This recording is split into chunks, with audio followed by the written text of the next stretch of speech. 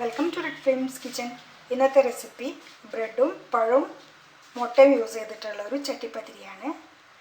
വളരെ ഈസി ആയിട്ടുള്ള ഒരു റെസിപ്പിയാണ്, നല്ല ടേസ്റ്റി ആയിട്ടുള്ള ഒരു ചട്ടിപ്പത്തിരിയാണ്. റെസിപ്പിയിലേക്ക് കടക്കുന്നതിന് മുന്നേ ആയിട്ട് ഈ ചാനൽ ഇതുവരെ സബ്സ്ക്രൈബ് ചെയ്യാത്തവരുണ്ടെങ്കിൽ സബ്സ്ക്രൈബ് ചെയ്യൂ പ്ലീസ്.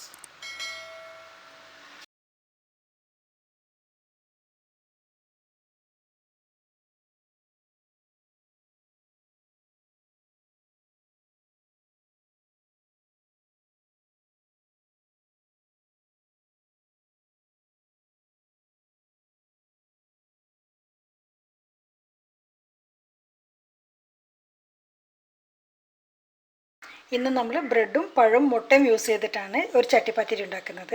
അപ്പോൾ അതിനായിട്ട് ആദ്യം നമുക്ക് ഫില്ലിംഗ് ഉണ്ടാക്കണം. ഫില്ലിങ്ങിനായിട്ട് പാൻ വെച്ചിട്ടുണ്ട്. പാൻ നല്ലപോലെ ചൂടായിട്ടുണ്ട്. ഇതിലേക്ക് അണ്ടിപ്പരിപ്പും മുന്തിരിയും വറുക്കാൻ ആവശ്യത്തിന് കുറച്ച് നെയ്യ് ഒഴിച്ചു കൊടുക്കാം. ഏകദേശം ഒരു 1/2 ടീസ്പൂൺ നെയ്യാണ് ഒഴിച്ചിട്ടുള്ളത്. നെയ്യിൻ്റെ അളവെന്ന് പറയുന്നത് നമ്മൾ ഒരു ആരോഗ്യത്തിനും ആവശ്യത്തിനനുസരിച്ച് കൂട്ടും കുറക്കുകയെല്ലാം ചെയ്യാം. ഇതിലേക്ക് 2 ടേബിൾ സ്പൂൺ അണ്ടിപ്പരിപ്പ് ചെറിയ കഷ്ണങ്ങളാക്കിയതാണ്. അണ്ടിപ്പരിപ്പ് മൂത്ത് വരാൻ തുടങ്ങിയിട്ടുണ്ട്. ഇനി ഇതിലേക്ക് 2 ടേബിൾ സ്പൂൺ ഉണക്കമുന്തിരി. അണ്ടിപ്പരിപ്പും മുന്തിരിയും നല്ല പാകത്തിന് മൂത്ത് വന്നിട്ടുണ്ട്. ഇതിനി പാനിൽ നിന്ന് മാറ്റാം. ഇനി ഇതിലേക്ക് കുറച്ചും കൂടെ നെയ്യ്, ഏകദേശം 1 ടേബിൾ സ്പൂൺ നെയ്യാണ് ഇപ്പോൾ ഞാൻ ഒഴിച്ചിട്ടുള്ളത്. അപ്പോൾ ഈ നെയ്യ് ഒഴിച്ചിട്ടുള്ളത് പഴം വാട്ടാൻ വേണ്ടിയിട്ടാണ്. ഇത് ഏകദേശം ഒരു 2 കപ്പോളം നേന്ത്രപ്പഴം ചെറുതായി കഷ്ണങ്ങളാക്കിയതാണ്.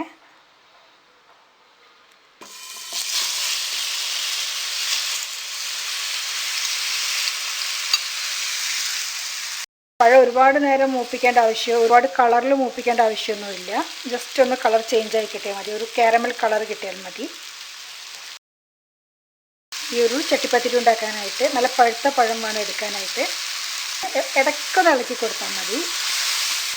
അങ്ങനെ ആകുമ്പോൾ അധികം ഉടഞ്ഞു പോവാതെ തന്നെ നമുക്കിത് വഴന്ന് കിട്ടും. പഴം നല്ല പാകത്തിന് പഴുത്തിയെടുത്തിട്ടുണ്ട്. ഇനി ഇതിലേക്ക് ചെയ്യാനുള്ളത് ഒരു മുട്ടയും കുറച്ച് പഞ്ചസാരയും ചേർക്കാനാണ്. ഈ പഴം നല്ല തണുത്തിട്ട് വേണം മുട്ട ചേർക്കാനായിട്ട്. പക്ഷേ ഇതിലേക്ക് ചേർക്കാനുള്ള പഞ്ചസാര ഈ ഒരു സമയത്ത് ചേർക്കുന്നതാണ് നല്ലത്. അങ്ങനെയാകുമ്പോൾ പഴത്തിലേക്ക് കുറച്ച് പഞ്ചസാര അബ്സോർബ് ആവുകയും ചെയ്യും, പെട്ടെന്ന് അത് മെൽറ്റായി കിട്ടുകയും ചെയ്യും. അധികം പഞ്ചസാരയില്ല, 2 ടേബിൾ സ്പൂൺ. ജസ്റ്റ് ചെറുതായിട്ടൊന്ന് ഇളക്കി കൊടുത്താൽ ഇത് തണുത്ത് വരുമ്പോഴത്തേക്കും പഞ്ചസാര നല്ലപോലെ ഉരുകി വരും. ഉണങ്ങിയ ഒരു ബൗളിലേക്ക് ഒരു മുട്ട,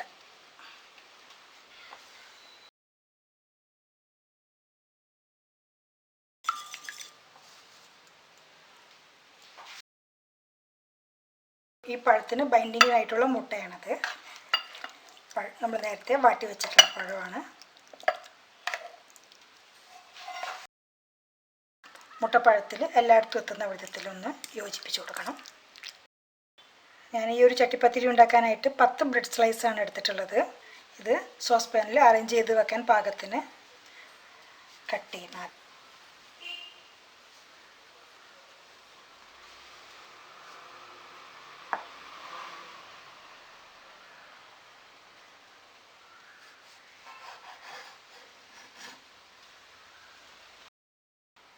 ഇനി ബ്രെഡ് കോട്ട് ചെയ്യാനായിട്ട് മുട്ടയും പാലും പഞ്ചസാരയും ചേർത്തിട്ടൊരു മിക്സ് ഉണ്ടാക്കണം.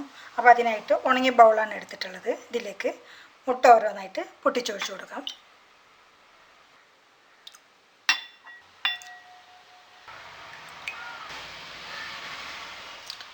ചെറിയ മുട്ട ആയതുകൊണ്ടാണ് ഞാൻ 4 എടുത്തിട്ടുള്ളത്. വലിയ മുട്ടയാണെന്നുണ്ടെങ്കിൽ 3 മുട്ട മതിയാകും. ഇനി ഇതിലേക്ക് 1 കപ്പ് പാല്, 1/2 കപ്പ് പഞ്ചസാര, 3 ഏലക്കായ പൊടിച്ചതാണ് ചേർത്ത് കൊടുക്കാം.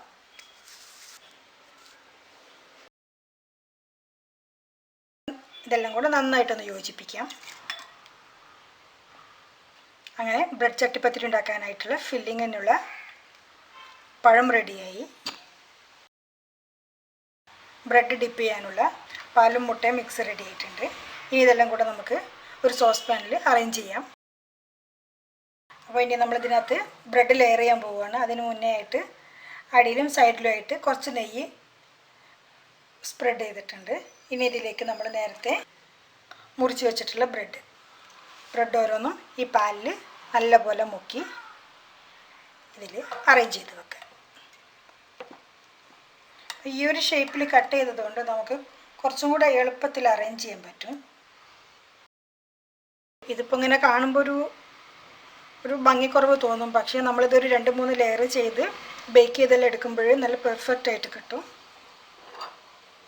ഇനി ഇതിന് മേലെയായിട്ട് നമ്മൾ നേരത്തെ ഉണ്ടാക്കി വെച്ചിട്ടുള്ള പഴം വാട്ടിയത് ഒരു മുട്ടയിലും കൂടെ നമ്മൾ ബ്ലെൻഡ് ചെയ്തിട്ടുണ്ടായിരുന്നു. ഇതിന് മേലേക്ക് ഈവനായിട്ട് തന്നെ എല്ലായിടത്തും ഒരുപോലെ സ്പ്രെഡ് ചെയ്യാം, ഒരേ കനത്തിൽ.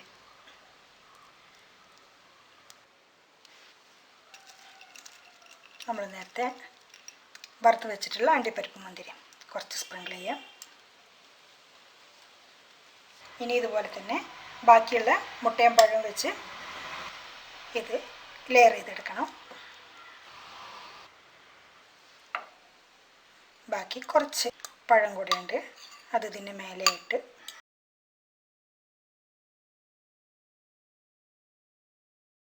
ഇതിന് മേലെ ഇനി അണ്ടിപ്പരിപ്പ് മുന്തിരിയും കൂടെ.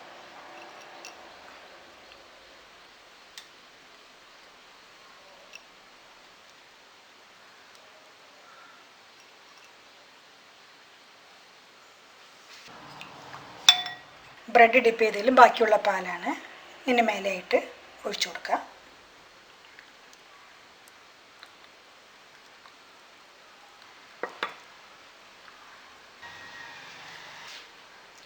എഡ്ജിലൂടെ കുറച്ച് നെയ്യ്, 1 ടീസ്പൂണോളം നെയ്യ് മതി, ഒരുപാടൊന്നും വേണ്ട.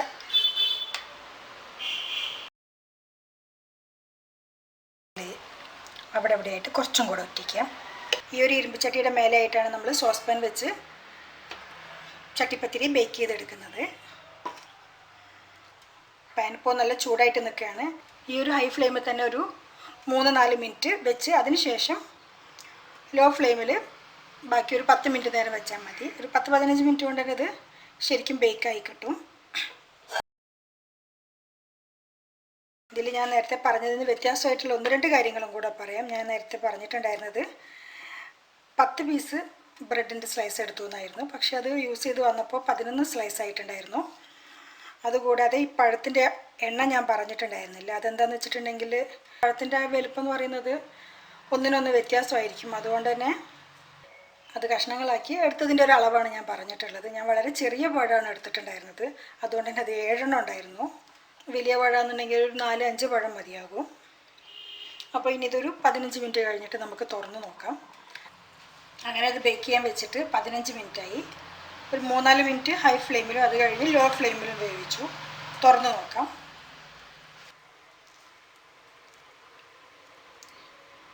ശരിക്കും നല്ലപോലെ വെന്ത് വന്നിട്ടുണ്ട്. അപ്പോൾ നമുക്കിനി ഇത് വേണമെന്നുണ്ടെങ്കിൽ ഡിമോൾഡ് ചെയ്ത് ഇതുപോലെ തന്നെ കട്ട് ചെയ്ത് സെർവ് ചെയ്യാം. അതല്ല ഈ ഒരു ഭാഗം കൂടെ ചെറുതായി കളർ മാറി കിട്ടണമെന്നുണ്ടെങ്കിൽ ഇതൊരു പാനിലേക്ക് മാറ്റി ഒരു 2 മിനിറ്റ് നേരം കൂടെ വെച്ചാൽ ഈ ഒരു ഭാഗം നല്ലപോലെ ഒരു ലൈറ്റ് ബ്രൗൺ ഷെയ്ഡ് കിട്ടും. അപ്പോൾ ഒന്നും കൂടെ ഭംഗിയായിരിക്കും, ഒന്നും കൂടെ ടേസ്റ്റും ആയിരിക്കും. അപ്പം ഞാനിപ്പം എന്തായാലും അതുപോലെ ചെയ്യാൻ പോകുന്നതാണ്. ഞാനൊരു പാനിലേക്കാണ് മാറ്റുന്നത്. പാനിലേക്ക് തന്നെ ഡയറക്റ്റായിട്ട് ഡിമോൾഡ് ചെയ്യാണ്.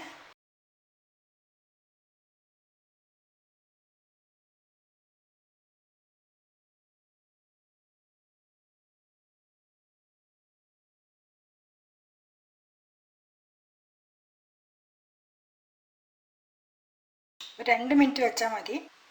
ഇതിന് കുക്കാവാനില്ല, അതുകൊണ്ട് തന്നെ അധിക സമയം വെക്കണ്ട. ആ ഒരു ഭാഗം ജസ്റ്റ് ഒന്ന് കളർ മാറി കിട്ടണം, അത്രേ വേണ്ടൂ.